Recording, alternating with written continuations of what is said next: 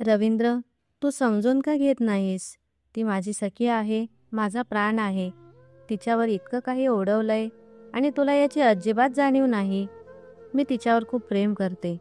अशा परिस्थितीत मी तिला कशी काय एकटी सोडू? तूच सांग. तो म्हणाला, पाहिलंस ना, हे शक्य नाही. लोक काय म्हणतील? कधी विचार केलास?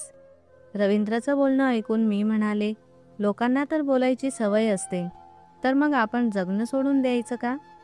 बघ रवींद्र, मला काही माहीत नाही, पण मी अशा वेळी माझ्या सखीला एकटी सोडू शकत नाही. ती एका कोपऱ्यात पडून राहील, कुणाशी काही बोलणार नाही.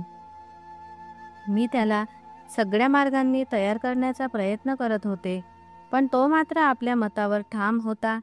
तो म्हणाला, नाही वाणी, मला हे बरोबर वाटत नाही.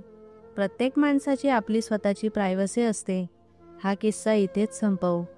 मी आता या विषयावर काही बोलणार नाही. तो ऑफिसला जाण्याआधी मी त्याच्याजवळ गेले आणि माझे दोन्ही हात त्याच्या गळ्यात घातले. मला ठाऊक होतं की प्रेमाने त्याला कसं राजी करायचं. मी त्याच्या डोळ्यात डोळे घालून खूप प्रेमाने म्हणाले, प्लीज रवींद्र, मान्य कर ना. एवढं दगडमन होऊ नकोस. त्या बिचारीने तुला कधी काही म्हटलं आहे का?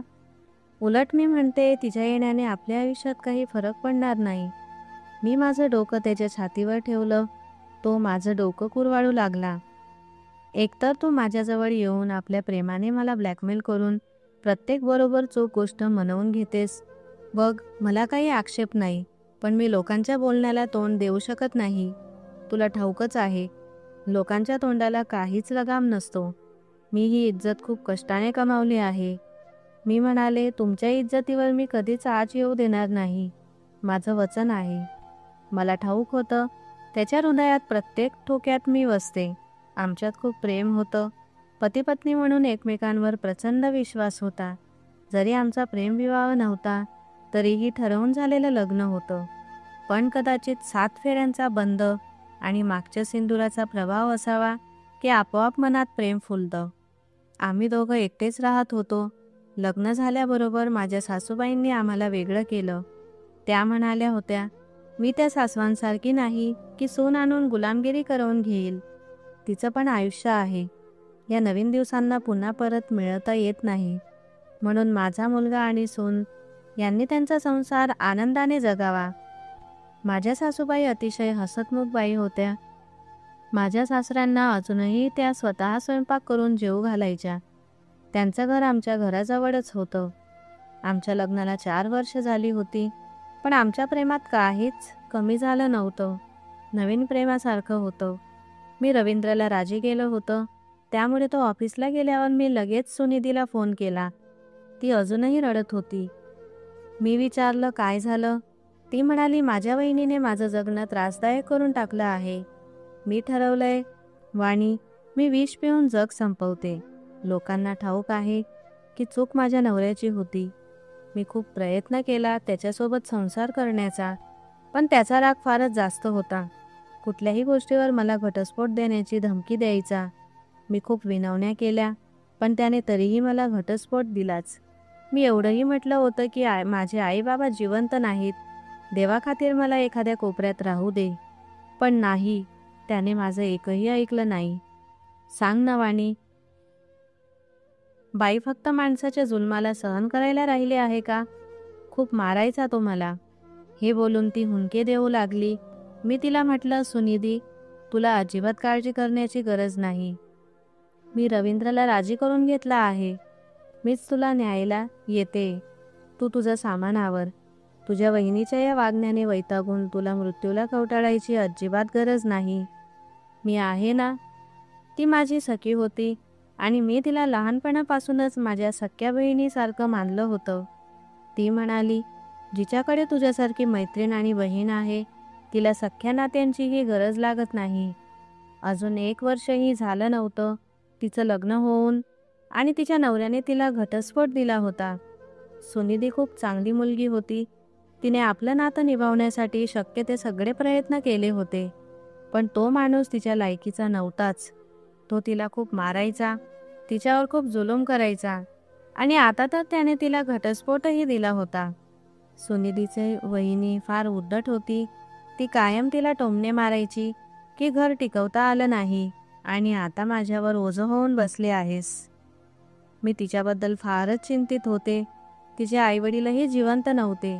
मी तिला माझ्या आईवडिलांकडेही ठेवू शकत नव्हते, कारण माझे आईवडील तर आधीच माझ्या भाऊ-भाऊजाईवर अवलंबून होते आणि माझी भाऊजाई ही फारच कठोर स्वभावाची बाई होती. म्हणून मी रवींद्रला तयार करून घेतलं होतं की मला तिला आपल्या घरी ठेवायचं आहे. मी गाडीची किल्ली उचलली आणि तिला न्यायला गेले. तिच्या वहिनीशी मी काही बोलले नाही. ती अजूनही याच गोष्टी सांगत होती की चूक सुनिधीचीच आहे. मी काही ऐकलं नाही. फक्त तिचा सामान उचलला आणि तिला घेऊन घरी आले. आमच्या घरी 3 खोल्या होत्या. त्यातली एक खोली मी सुनिधीला दिली. ती माझी खूप आभारी होती. ती आल्यापासून माझ्या आयुष्यात एक शांतता आली होती. हळूहळू तिने घरच्या जबाबदाऱ्या सांभाळायला सुरुवात केली आणि मला एकटेपणाही जाणवत नव्हता. पण एक रवींद्रचं होतं की त्याच्या कपाळावरच्या आठ्या काही केल्या जात नव्हत्या. तोपर्यंत तो कपाळावर आठ्या चढवूनच जेवायचा, जोपर्यंत ती आमच्यासोबत बसून जेवायची. सुनिधी खूप बोलकी मुलगी होती. ती रात्री उशिरापर्यंत मला आपल्या खोलीत बसवून बोलत असायची. आजही ती आपल्या नवऱ्याच्या बेफिकिरीला आठवून रडत होती. मी रात्री 1 वाजेपर्यंत तिला समजावत राहिले की तिने जुनं आयुष्य विसरून पुढच्या आयुष्याचा विचार करावा. तर ती म्हणाली, त्याने तर मला उद्ध्वस्तच करून टाकलं आहे वाणी. माझ्या आयुष्यातून तू कधीही बाहेर पडू शकत नाहीस. मी म्हणाले, अशा गोष्टी बोलू नकोस. तिला समजावून मी जेव्हा खोलीत आले तेव्हा रवींद्र प्रचंड रागाने खोलीत चक्कर मारत होता. घड्याळाकडे बघून म्हणाला, वाणी, तुला वेळ दिसतोय का? काय चाललंय? ह्या वेळेला खोलीत येण्याची वेळ आहे का? मी किती वेळ तुझी वाट बघत होतो. मी म्हणाले, काय झालंय? तुला माहीत आहे का? ती किती त्रस्त होती, किती रडत होती. माझ्या तोंडून सुनिधीचं नाव ऐकून तो जणू संतापाने पेटला. संतापाने तो माझ्याजवळ आला आणि माझे खांदे धरून म्हणाला, वाणी, तुझी मैत्रीण आल्यापासून आपली प्रायव्हसी संपून गेलीये. मी तर मोकळेपणाने तुझ्यावरच प्रेमही व्यक्त करू शकत नाही. आणि हे काही अंशी खरंच होतं.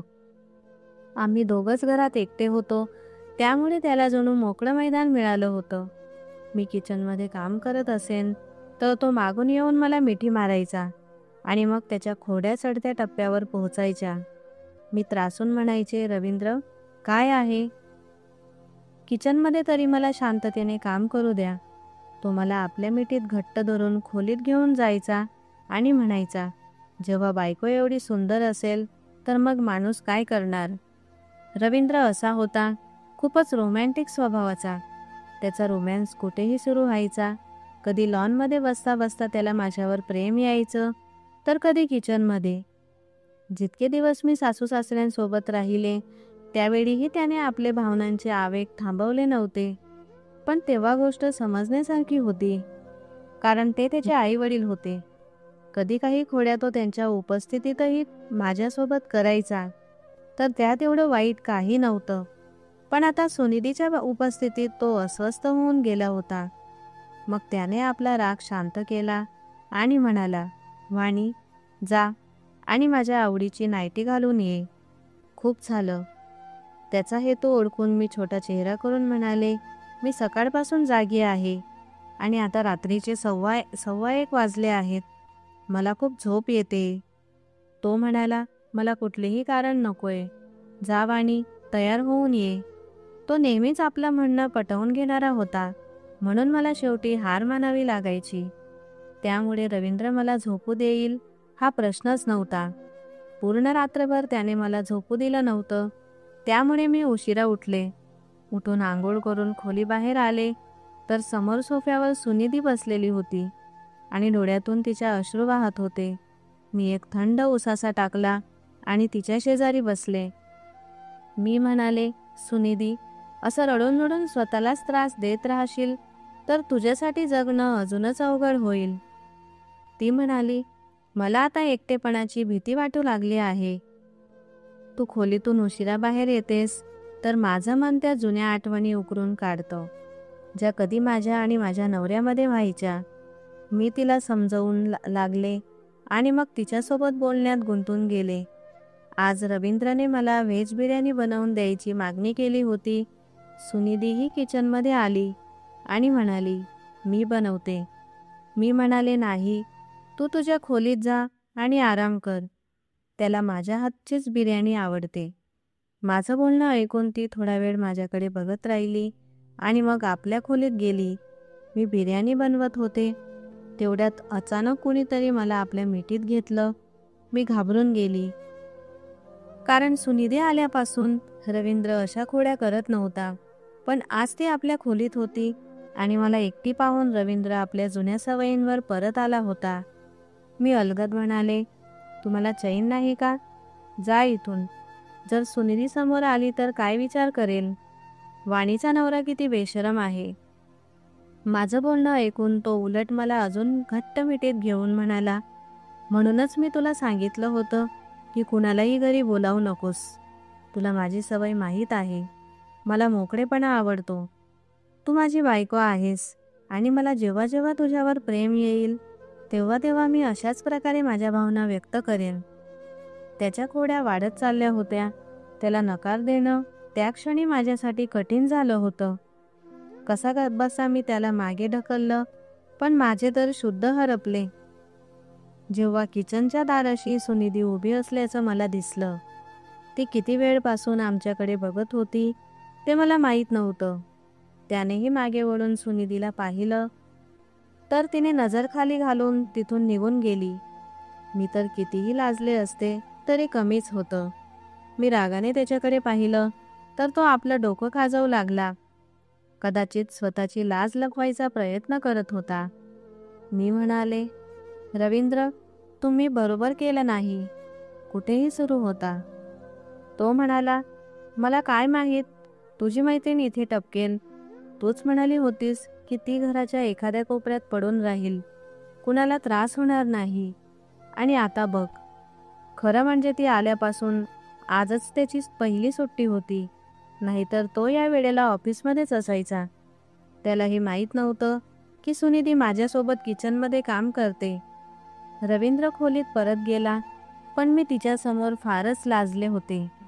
बिर्याणी बनवल्यानंतर मी तिच्या खोलीत तिला बोलवायला गेले, तर ती पांघरून घेऊन पडली होती आणि तिच्या हुंदक्यांचा आवाज माझं हृदय विदीर्ण करत होता. मी म्हणाले, सुनिधी, ये, जेवण कर. पण ती म्हणाली, मला भूक नाहीये, तू खा. मी तिच्या शेजारी बसले आणि म्हणाले, का ग तुला भूक नाही? चल माझ्यासोबत ये. ती उठून बसली आणि म्हणाली, मी विचार करते की माझी चूक काय होती. माझ्या नवऱ्याने मला कसली शिक्षा दिली? मी म्हणाले, बस कर आता. प्रत्येक वेळा त्या माणसाला आठवून स्वतःचं रक्त जाळतेस.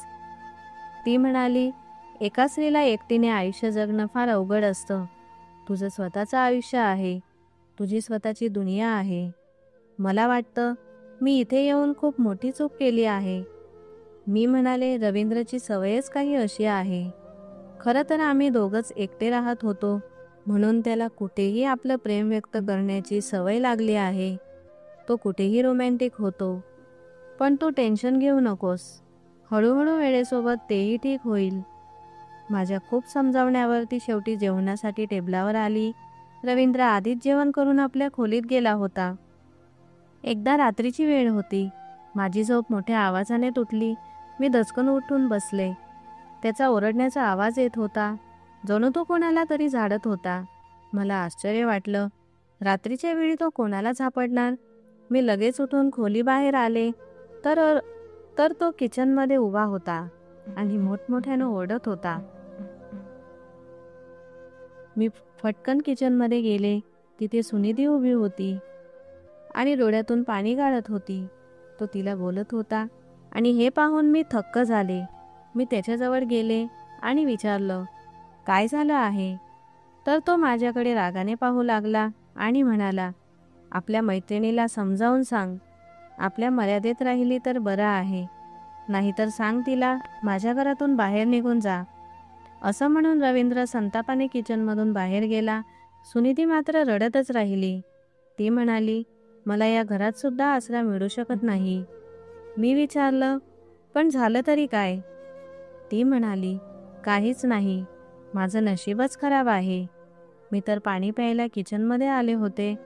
मागून तुझा नवरा आला आणि मी चुकून त्याच्याशी धडकले. तो म्हणाला, तुला लाज नाही वाटत का? आम्ही नवरा बायको आहोत. आमच्यामध्ये येण्याचा तुला काही अधिकार नाही. इथे राहण्याचाही हक्क नाही. म्हणून कुठेतरी दुसरीकडे व्यवस्था करून घे. मी तर काही बोललेच नाही, पण तो सतत बोलत राहिला. सुनिधी म्हणाली, मला थोडा वेळ दे. जशी सकाळ होईल तशी मी इथून निघून जाईन. हे सगळं ऐकून मला त्याच्यावर खूप राग आला. मी म्हणाले, तू कुठेही जाणार नाहीस. रवींद्रशी मी स्वतः बोलेल. ती आपल्या खोलीत गेली. मी माझ्या खोलीत आले तर रवींद्र खूप रागात होता. मलाही खूप राग आला होता. त्याला काय अधिकार होता माझ्या सखीला अशा प्रकारे अपमानित करण्याचा? मी म्हणाले, जर ती बिचारी आपल्या मजबुरीमुळे इथे आली आहे तर तिचं आयुष्य का उद्ध्वस्त करताय? माझं बोलणं ऐकून तो म्हणाला, म्हणजे आता तू मला शिकवतेस? मी म्हणाले, आता पुरे झालं. अखेर त्या बिचारीबद्दल एवढा द्वेष का? तिनं काय केलंय तुमचं? प्लीज तिला शांततेत का राहू देत नाहीस? तो म्हणाला, तुला वाटतंय मी तिला उगाच झापडतोय? मी म्हणाले, हो, मला तसंच वाटतंय, कारण ती सुरुवातीपासूनच तुला आवडत नाही. माझं बोलणं ऐकून तो संतापाने माझ्याकडे पाहू लागला आणि म्हणाला, त्या मुलीला पहिल्या संधीला घरातून बाहेर काढ. मी सहन करणार नाही. मला तर आधीपासूनच राग होता. मीही ठणकावून सांगितलं, जर ती इथून जाईल तर मीही तिच्यासोबत जाईल. माझं बोलणं ऐकून तो चकित होऊन माझ्याकडे पाहू लागला. तो माझ्याजवळ आला आणि म्हणाला, त्या मुलीसाठी तू आपलं घर उद्ध्वस्त करणार आहेस? मी म्हणाले, ती फक्त माझी सखी नाही, माझी बहीण आहे. जर काका काकू जिवंत असते तर कदाचित तिला हे दिवस पाहावे लागले नसते. आमचं बालपण एकत्र हसत खेळत गेलंय आणि यावेळी ती मजबुरीने इथे आली आहे. जर तू तिच्याशी वागणं बदललं नाही तर ती एकटी नाही. मीही तिच्यासोबत घर सोडून जाईल. मला ठाऊक होतं, माझा नवरा माझ्यावर खूप प्रेम करतो. माझ्याशिवाय राहू शकत नाही. तो तर मला माहेरीसुद्धा जाऊ देत नसे. म्हणूनच माझं बोलणं ऐकून तो शांतपणे बेडवर जाऊन पडला. मीही सुटकेचा निश्वास टाकला. पण त्यानंतर तर जणू सगळंच बदललं. रवींद्रचं वागणं अगदी सुधारलं. त्यानं सुनिधीची माफीही मागितली. हे पाहून मला खूप आनंद झाला की निदान माझ्या सखीला बेघर राहावं लागणार नाही. पण त्यानंतर जे काही माझ्या आयुष्यात घडलं ते सहन करण्यापलीकडचं होतं. रवींद्र आता तिच्याशी हलक्या फुलक्या गप्पा मारू लागला होता. एकदा तो घरी आला तेव्हा त्याच्या हातात शॉपिंग बॅग होती. तो नेहमी माझ्यासाठी काही ना काही आणत असे. त्याने मला 2 बॅगा दिल्या आणि म्हणाला, यातली एक तू ठेव आणि एक सुनिधीला दे. त्याच्या या बोलण्यावर मी जितकी आश्चर्यचकित झाले तितकीच आनंदीही झाले. निदान त्याला हे जाणवलं की तीही माणूस आहे आणि तिच्याशीही चांगलं वागायला हवं. मी म्हणाले, हे तर तुम्ही खूप छान केलं. त्या बिचारीकडे खरंच कपडे खूपच कमी होते. म्हणाला, काळजी करू नको, पुढच्या वेळेस जाईन तेव्हा अजूनही आणीन. तुझ्या मैत्रिणीला विचारून बघ, अजून काही गरज असेल तर सांग, मी आणून देत जाईल. त्याच्या या बदललेल्या वागण्यावर मी खूप खुश झाले होते. काही दिवसांपासून माझी तब्येत ठीक नव्हती. मला ताप होता. डोक्यातही खूप वेदना होत होती. जेवण माझ्याकडून बनवलं जात नव्हतं. मी तिला म्हटलं की जेवण तू बनवून दे, माझं डोकं दुखतंय. ती म्हणाली, तू आराम कर, मी सांभाळते. मी माझ्या खोलीत येऊन आडवे झाले. कदाचित तापाच्या जास्त असल्यामुळे मला गाढ झोप लागली. रात्रीची नक्की कोणती वेळ होती माहीत नाही, पण माझे डोळे उघडले. माझा घसा तहानेमुळे कोरडा झाला होता, पण उठायची ताकद नव्हती. डोळे बंद असतानाच मी रवींद्रला हाक मारली, मला तहान लागलीये, पाणी दे. पण मला कोणतंही उत्तर मिळालं नाही. तो तर माझ्या एका हाकेवर लगेच उठायचा. माझे डोळे तापामुळे बंदच होते. मी बेडवर हात मारला तर बेड रिकामाच होता. म्हणून मी पटकन डोळे पूर्ण उघडले. पण तो बेडवर नव्हता आणि खोलीतही नव्हता. दुसऱ्या दिवशी रविवार होता. मला वाटलं कदाचित हॉलमध्ये बसून टी व्ही पाहत असेल. तहानेमुळे मला झोप येत नव्हती. मी खोलीतून बाहेर आले तर मला हॉलमध्ये बोलण्याचा आवाज येत होता. टीव्ही लावलेला होता. सुनिधी आणि रवींद्र बसून चहा पित होते आणि बोलत होते. हे पाहून मला आश्चर्य वाटलं. ती कोणत्या तरी गोष्टीवर हसत होती आणि तोही हसत होता. मला पाहून रवींद्र म्हणाला, आज माझी सुट्टी आहे आणि तुला मला वेळ द्यायला हवा. त्याच्या या बोलण्यावर मला धक्काच बसला. मी म्हटलं, रवींद्र, मला एवढा ताप आहे आणि तुम्हाला स्वतःचीच काळजी आहे. हे ऐकून रवींद्रने सुनिधीकडे आश्चर्याने पाहिलं आणि उठून माझ्याकडे आला. त्याने माझ्या कपाळावर हात ठेवून ताप तपासला आणि म्हणाला, अरे वा, तुला तर खूप ताप आलाय. मग सुनिधीकडे पाहून म्हणाला, तू मला सांगितलंच नाही की वाणीला ताप आलाय. त्याचं बोलणं ऐकून ती थोडी घाबरली आणि म्हणाली, मी सांगितलं होतं, कदाचित तुम्ही ऐकलं नसेल. तो म्हणाला, तू खोलीत चल, मी येतो. मी म्हटलं, मला तहान लागलीये. तो म्हणाला, तू जा, मी पाणी घेऊन येतो. मी खोलीत आले तर थोड्या वेळाने रवींद्रही आला. त्याच्या हातात दुधाचा ग्लास होता. त्याने मला तो दिला आणि म्हणाला, हे पिऊन औषध घे आणि झोपून जा. सकाळपर्यंत बरी होशील. मी औषध घेतलं आणि पुन्हा डोळे मिटून आडवे झाले. माझ्या डोळ्यात पुन्हा झोप उतरली. सकाळी माझा ताप थोडा कमी झाला होता. माझे डोळे उघडले तर माझ्या शेजारीच तो झोपलेला होता. मी म्हटलं, माझी तब्येत अजून ठीक नाही वाटत, मला डॉक्टरकडे घेऊन चला. पण माझ्या बोलण्यावर रवींद्र माझ्यावर रागवला. म्हणाला, वाणी, तुला एक क्षणही चैन नाही का? रात्रीच मी तुला औषध दिलं होतं. तू शांतपणे झोप, ताप कमी होईल. उठल्यावर आंघोळ करून फ्रेश हो, मग तुला मी डॉक्टरकडे घेऊन जाईन. त्याचं हे बोलणं ऐकून मी हैराण झाले. घड्याळात 10 वाजले होते. याआधी असं कधीच झालं नव्हतं. मला त्रास झाला तर तो खूप काळजी करायचा.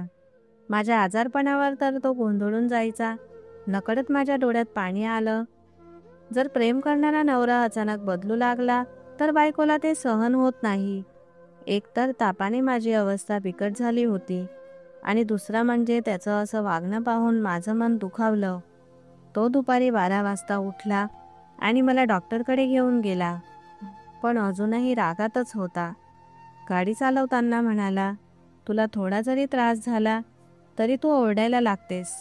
मी काही उत्तर दिलं नाही. काही दिवसात मी बरी झाले, पण त्याचं वागणं मात्र माझ्याशी बदललं. छोट्या छोट्या गोष्टींवर तो मला ओरडू लागला.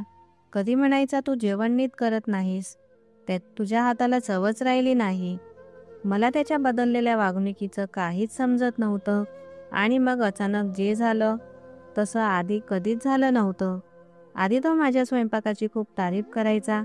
जर कधी मी चुकीने मीठ किंवा मिरची जास्त टाकली तरी तो माझं मन ठेवायला म्हणायचा, चल, काही हरकत नाही, शेवटी तूही माणूस आहेस, चूक होऊ शकते, मी असंच जेवण खाईन, असं म्हणून तो गोष्ट टाळायचा.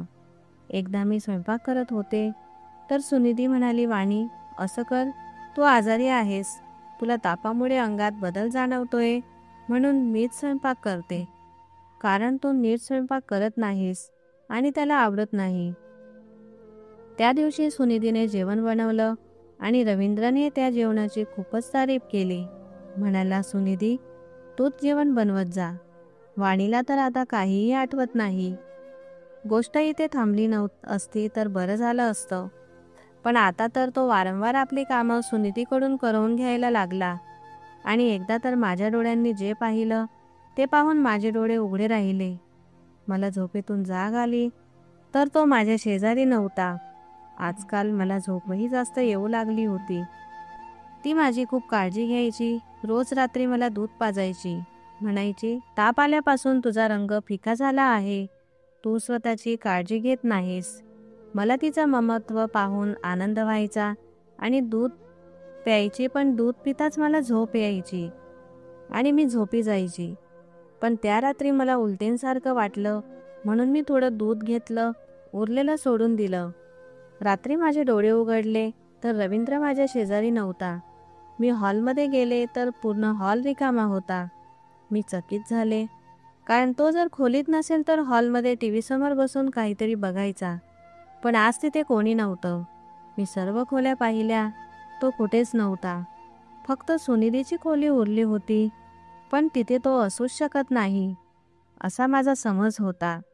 मी परत खोलीत जाऊन त्याला फोन करायचं ठरवलं, पण जसे मी तिच्या खोलीकडे गेले, तिथून बोलण्याचा आवाज ऐकू आला आणि माझ्या पायाखाली जमीनच सरकली. आवाज अगदी सुनिधीच्या खोलीतून येत होता. मी पटकन तिच्या खोलीजवळ गेले आणि आज जे बोलणं चाललं होतं ते ऐकून माझे होश उडाले. तिथे खिडकी होती. मी जरा उघडून पाहिलं आणि जे दृश्य पाहिलं ते माझ्या डोळ्यातून अश्रू वाहू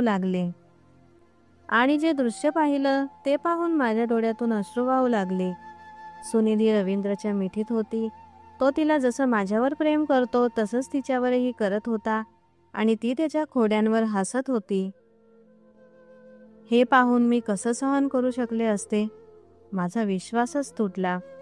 मी लगेच दरवाजावर ठोके मारले. दरवाजा त्याने उघडला. मला पाहून तो घाबरला. सुनिधीही घाबरली. मी रडत रडत विचारलं, हे काय आहे? तुम्हाला लाज नाही वाटत? मी त्याला मागे सारलं तर सुनिधी खाली बघत उभी होती. मी तिचा हात धरून म्हटलं, ही परतफेड आहे माझ्या मैत्रीची. मी तुला सखी नव्हे तर बहीण मानलं आणि तू हे केलंस? मी तिला घरातून हाकलून देणार होते, तेव्हाच रवींद्रने तिचा हात माझ्या हातातून सोडवला आणि म्हणाला, सुनिधी कुठेही जाणार नाही, ती इथेच राहील.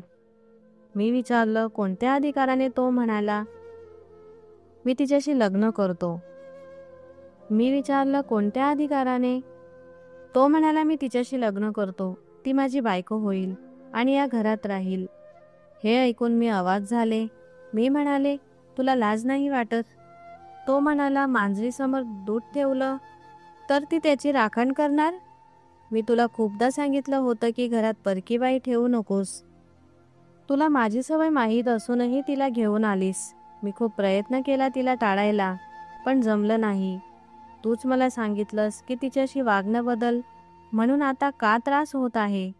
ती बेघर आहे आणि तू तिला आधार द्यायचा म्हणतेस, तर आधार द्यायचा असेल तर हक्काने दे. सगळं आयुष्य ती इथे राहणार नाही. म्हणून मी ठरवलं की मी तिच्याशी लग्न करेन. मी म्हणाले, मी हे सहन करू शकत नाही. मी तुला प्रेम करते, तुला कुणासोबत वाटू शकत नाही. माझ्या डोळ्यातून टपटप अश्रू गळत होते. रवींद्र म्हणाला, ठीक आहे, जा आपल्या माहेरी, मी तुला घटस्फोट देतो. हे ऐकून मी तडपून त्याच्याकडे पाहिले. तो माझ्यासाठी अशी मोठी गोष्ट कशी काय बोलू शकतो? तो तर माझ्यावर प्रेम करत होता. तो म्हणाला, तुझ्याकडे तुझं माहेर आहे ना तुला सांभाळायला. तुझे आई वडील जिवंत आहेत, पण सुनिधीकडे कोणीच नाही, म्हणून मी तिला बेसहारा सोडणार नाही. माझं सगळं संपून गेलं होतं. मी रिकामी झाले होते. त्याने मला साफ सांगून टाकलं होतं की मी त्याला घटस्फोट घेऊन माझ्या माहेरी जावं किंवा मग सुनिधीला स्वीकृत करून घरातल्या कुठल्या तरी कोपऱ्यात राहावं. मी त्याच्यावर मनापासून प्रेम केलं होतं. त्याने मला धोका दिला होता, पण मी त्याला सोडू शकत नव्हते. अजूनही कुठेतरी त्याचं प्रेम माझ्या मनात दडलेलं होतं आणि जर मी नाराजी दाखवून माहेरी गेले असते तरी तिथे माझ्यासाठी कुठलाच आधार नव्हता. माझे आई वडील तर आधीपासूनच माझ्या भावाच्या आणि वहिनीच्या आधाराने आपलं जीवन काढत होते आणि माझ्या वहिनीने मला तिच्या घरात एक दिवसही राहू दिलं नसतं. म्हणून मनावर दगड ठेवून मी या घरात राहायचं ठरवलं. दुसऱ्या दिवशी रवींद्र आणि सुनिधीचं लग्न झालं. मी जिच्या डोक्यावर सावली दिली होती तिनेच मला सावलीविना करून टाकलं. पण कदाचित त्याला माझं त्याच्या डोळ्यासमोर राहणं हवं होतं, म्हणून त्याने मला घटस्फोट देऊन घराबाहेर नाही काढलं. मी त्याच्याच घरात राहू लागले. तिने रवींद्रला फसवलं. सुनिधी माझ्यापेक्षा जास्त सुंदर होती. पागल तर मीच होते. मीच स्वतःच्या हाताने माझं घर उद्ध्वस्त करून टाकलं. आता ते दोघं आपसात हसत खेळत बोलतात. रवींद्र ज्या गोष्टी सुनिधीसोबत करतो त्या कधी माझ्याशी करत असे आणि मी मात्र रक्ताचे अश्रू ढाळत जगत होते. त्याच्या लग्नाला 4 महिने झाले होते. मी घुटमळत घुसमटत जीवन काढत होते. तेवढ्यात देवाने माझ्या उदास आयुष्यात मला आनंदाची बातमी दिली. मी आई होणार होते. ही बातमी माझ्या आयुष्याला नवीन दिशा देणारी ठरली. मला जगण्याचा आधार मिळावा. मी ठरवलं की आता मी त्याच्यासोबत राहणार नाही. शांतपणे त्याला काहीही न सांगता घर सोडून जाणार. त्याला हेही कळू देणार नाही की मी त्याच्या लेकराची आई होणार आहे. मी माझ्या लेकराला जन्म देईन, स्वतः नोकरी करून त्याचं पालनपोषण करीन आणि मी त्याच्या आधारावर उरलेलं आयुष्य काढीन. मी रात्रीची बॅग पॅक करून ठेवली. ठरवलं की सकाळी तो ऑफिसला गेल्यावर मी कायमची या घरातून निघून जाईन. पण सकाळी उठले तर आणखी एका बातमीने माझी वाट पाहिली. सुनिधी घरातून गायब होती. रवींद्र वेडापिसा होऊन घरभर फिरत होता. मला उठलेलं पाहून माझ्याकडे आला आणि म्हणाला, नक्की तूच तिला काहीतरी बोलली असशील.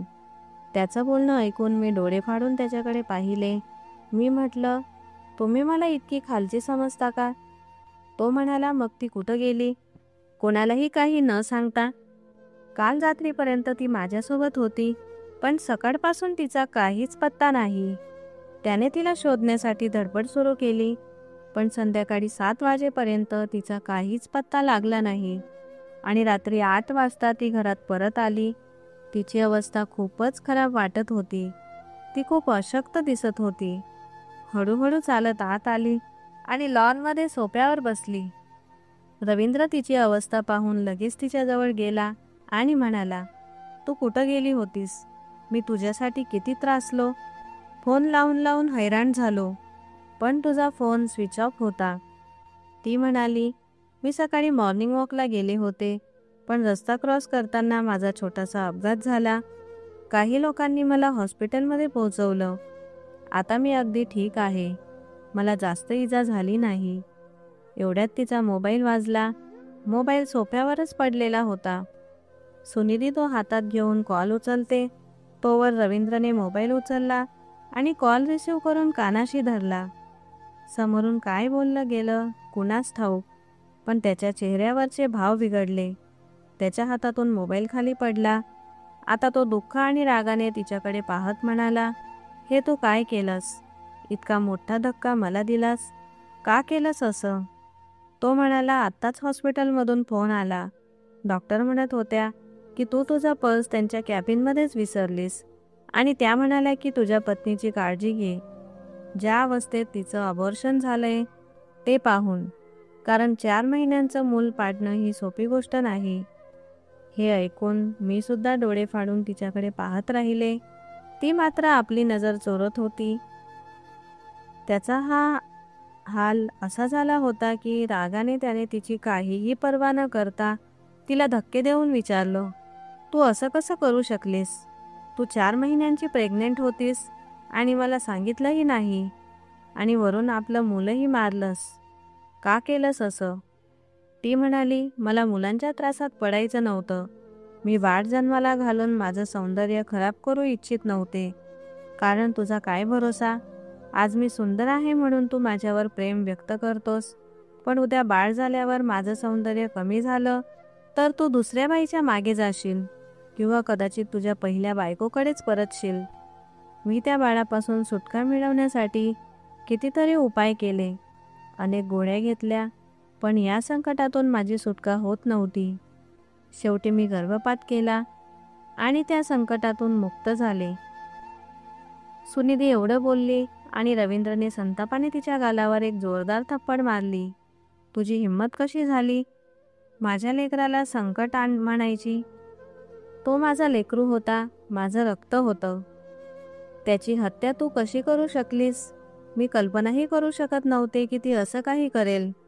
तिनेही उलट रवींद्रच्या गालावर थप्पड मारली. तुझी हिंमत कशी झाली माझ्यावर हात उचलायची? मी वाणी नाही की तुझे प्रत्येक अत्याचार सहन करत राहीन.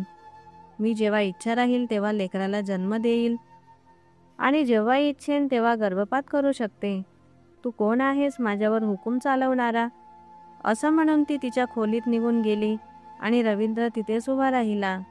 मी शांतपणे माझ्या खोलीत आले. कदाचित त्याला त्याच्या केलेल्या पापाची हीच शिक्षा होती. त्याने निष्ठावंत प्रेम करणारी बायको सोडून केवळ सौंदर्य आणि नखरे दाखवणारी मुलगी पसंत केली होती. आमच्या लग्नाला 3 वर्ष होईपर्यंत तो या सुखासाठी तडफडत होता आणि मी त्याला ते सुख देऊ शकत नव्हते. त्यावेळी त्यालाही काही वाटत नव्हतं. मी जेव्हा लेकराच्या विषयाला हात घालत असे तेव्हा तो म्हणायचा, मला अजून लेकरं नकोत. आपण आधी आपलं आयुष्य एन्जॉय करू, मग बघू. पण मी जाणून होते की त्यालाही मनातून इच्छा आहे. फक्त माझ्या प्रेमासाठी तो म्हणत होता की मला अजून लेकरं नकोत. आणि जेव्हा देवाने त्याला हे सुख दिलं तेव्हा सुनिधीने त्याचं ते सुख हिरावून घेतलं. देवाने मला देखील ती आनंदाची भेट दिली होती, पण मी त्याला ते सुख देऊ शकत नव्हते. मी त्या माणसाबरोबर राहू शकत नव्हते, ज्याने माझं मन तोडलं, माझ्या प्रेमाचा एवढा वाईट मोबदला दिला की मला सोडून माझ्याच मैत्रिणीशी दुसरं लग्न केलं. मी माझ्या खोलीत येऊन थोडाच वेळ झाला होता की मला तिची किंकाळी ऐकू आली. मी धावत तिच्या खोलीत गेले. रवींद्रही तिथे पोहोचला होता. सुनिधीची अवस्था पाहून माझ्याही तोंडून किंकाळी बाहेर पडता पडता राहिली. तिचा रक्तस्राव सुरू झाला होता. सगळे कपडे आणि बेडशीट रक्ताने भिजली होती. हे पाहून मी खूप घाबरले. रवींद्र तिला ताबडतोब दवाखान्यात घेऊन गेला. मीही सोबत गेले. तिची अवस्था खूपच बिघडली होती. 4 महिन्यांचा गर्भपात झाल्यामुळे डॉक्टरांना तिची गर्भपिशवी काढावी लागली. आता ती कधीही आई बनू शकत नव्हती. हो, सुनिधीचा जीव वाचला, पण या बातमीने तिचं मन मोडलं. मी कधीच नाही इच्छित होती की तिला आई होण्याचा हक्कच गमवावा लागेल. स्वतःच्या चुकीमुळे ती या अवस्थेत आली होती. काही दिवसातच ती घरी परत आली. एक दिवस मी तिला औषध द्यायला तिच्या खोलीत गेले. माझं मन नव्हतं, पण माणुसकीपोटी मी तिची सेवा करत होते. मी तिला औषध देऊ लागले तेव्हा तिने माझा हात धरला आणि म्हणाली, वाणी, तू खूप भाग्यवान आहेस. रवींद्र तुला खूप प्रेम करतो. मी आश्चर्याने तिच्याकडे पाहिलं आणि म्हणाले, तू हे काय म्हणतेस? ज्याच्याशी तू लग्न केलंस? ती म्हणाली, हो वाणी, मी त्याला माझ्या नखऱ्यांनी फसवून लग्न केलं, पण तो पूर्णपणे माझा होऊ शकला नाही. मी तुझ्यापेक्षा खूप सुंदर आहे. नखरे कसे दाखवायचे हे मला माहीत आहे. वाणी, तुला माहिती आहे का, तो माझ्याशी लग्न करूनही जेव्हा माझ्याजवळ असायचा तेव्हा अनेकदा त्याच्या तोंडून तुझंच नाव निघायचं. झोपेत देखील जेव्हा तो मला आपल्या कुशीत घेत असे तेव्हा तो म्हणायचा, वाणी, माझ्यापासून दूर जाऊ नकोस. जोपर्यंत तुला मिठीत घेऊन मी झोपत नाही तोवर मला झोपच लागत नाही. आणि त्याच्या तोंडून तुझं नाव ऐकून मी अजूनच तडफडायचे. तुला अजूनच जास्त द्वेष करायला लागायचे. तू माझ्यावर उपकार केले होतेस, मला आधार दिला होतास, पण मी तुझ्या पाठीवर खंजीर खुपसला. कदाचित तुला ठाऊक नसेल वाणी, पण माझी नजर रवींद्रवर त्याच्या आणि तुझ्या लग्नाच्या दिवसापासूनच होती. माझ्या नवऱ्याची काहीच चूक नव्हती. उलट माझ्या या वागण्यामुळेच त्याने मला घटस्फोट दिला. माझा नवरा सुंदर नव्हता. मला तो अजिबात आवडत नव्हता, म्हणून मी त्याला कधीच महत्त्व दिलं नाही. माझ्या या वागण्याने कंटाळून त्याने मला घटस्फोट दिला. मी रवींद्रशीच लग्न करायचं ठरवलं होतं. मला माहीत होतं की तू माझ्यावर खूप प्रेम करतेस. मी माझं दुःख तुला सांगितलं तर तू मला नक्कीच सोबत नेशील. आणि तसंच झालं. तू मला सोबत नेलंस आणि मी त्याला माझ्या प्रेमाच्या जाळ्यात अडकवलं. त्याच्याशी लग्नही केलं, पण तो कधीही मनाने माझा झाला नाही. आणि जेव्हा मला कळालं की मी त्याच्या मुलाची आई होणार आहे तेव्हा मी फार घाबरले, कारण त्याने आधीच मला सांगितलं होतं की सुनिधी, तू असंच सुंदर राहा. तुझ्या सौंदर्यामुळेच मी तुझ्याकडे आकर्षित होतो. मी घाबरले होते की जर मी सुंदर राहिले नाही तर रवींद्र पुन्हा तुझ्याकडे वळेल, म्हणून मी त्याचं मूलच पोटातून काढून टाकलं. मी डोळ्यात अश्रू घेऊन तिची ही सगळी कहाणी ऐकत होते आणि बाहेर गेटवर उभा तो सुद्धा तिची सगळी कबुली ऐकत होता. अचानक आवाज आला. मी आणि सुनिधीने पाहिलं तर रवींद्र दारात उभा होता. तो काही न बोलता मागे वळून निघून गेला. ती आता बरीच ठीक झाली होती आणि मी या घरातून कायमची निघून जाण्याचा निर्णय घेतला होता. तो ऑफिसला गेल्यानंतर मी माझं बॅग घेतलं आणि घर सोडण्यासाठी बाहेर पडले. पण मुख्य गेट उघडताच समोर रवींद्र उभा होता. कदाचित तो आपली काही वस्तू विसरला होता म्हणून परत आला होता. मला बॅगसह उभं पाहून तो चकित झाला. मी शांतपणे उत्तर दिलं, मी कायमची तुझ्या आणि सुनिधीच्या आयुष्यातून निघून चालली आहे. आपल्या मर्जीने मला घटस्फोटाचे कागद पाठव, नाहीतर मी कोर्टातून घटस्फोट घेईल. मला आता तुझ्याशी कोणताही संबंध ठेवायचा नाही. असं म्हणून मी पुढे पाऊल टाकलं तेव्हाच मला चक्कर आली. तो मला सावरायच्या आत मी स्वतःच थोडी सावरले. पण आजकाल गर्भारपणामुळे मला चक्कर जास्तच यायला लागली होती. तो म्हणाला, वाणी, तुझी तब्येत ठीक नाही वाटत, तुला सतत चक्कर येतंय. चल, मी तुला डॉक्टरकडे नेतो. पण मी नकार दिला. मी स्वतः जाईन, मला काही त्रास नाही. असं सांगून मी पुन्हा पुढे निघाले. पण यावेळी मला जोरदार चक्कर आली आणि मी कोसळणारच होते. तोवर त्याने मला आपल्या कुशीत घेतलं. तो म्हणाला, वाणी, तुझी तब्येत बरी नाही. आधी मी तुला डॉक्टरकडे नेतो, मग आपण बाकीचं बोलू. त्याने मला गाडीत बसवलं आणि डॉक्टरकडे घेऊन गेला. मी सतत नकार देत होते, कारण मला माझ्या गर्भावस्थेची माहिती त्याला कळू द्यायची नव्हती. पण त्याने माझं काहीच ऐकलं नाही. डॉक्टरांनी तपासणी करून सांगितलं, तुमची पत्नी 3 महिन्यांची प्रेग्नेंट आहे. ही बातमी ऐकून तो मला आश्चर्याने बघू लागला आणि मी मात्र नजर चुकवली. तो माझ्या जवळ आला, त्याच्या डोळ्यात पाणी होतं. तो म्हणाला, वाणी, तू मला ही बातमी का नाही दिलीस आणि आता माझ्या बाळाला घेऊन घर सोडून जात होतीस का? सुनिधीने मुद्दाम माझं मूल माझ्यापासून हिरावून घेतलं आणि आता तूही माझं मूल घेऊन मला सोडून चालली आहेस. मी रडत म्हणाले, रवींद्र, तुझ्याकडे तर ती आहे, तुला प्रेम करणारी आहे. तिच्या आधारावर तू आयुष्य काढू शकतोस, पण माझ्याकडे माझ्या बाळाशिवाय कोणीच नाही. मी कोणाच्या आधारावर आयुष्य काढू? मला माझ्या बाळाच्या आधाराने माझं आयुष्य जगायचं होतं, म्हणून मी तुझ्यापासून दूर जायचं ठरवलं. तुझ्या आणि सुनिधीच्या सहवासात माझा श्वास गुदमरतो. तुला आणि तिला जवळ बघताना माझं मन रक्ताचे अश्रू रडतं. त्याच्या डोळ्यातही अश्रू चमचमले होते. त्याने माझे दोन्ही हात घट्ट धरले आणि म्हणाला, वाणी, मला माफ करून परत माझ्या आयुष्यात ये.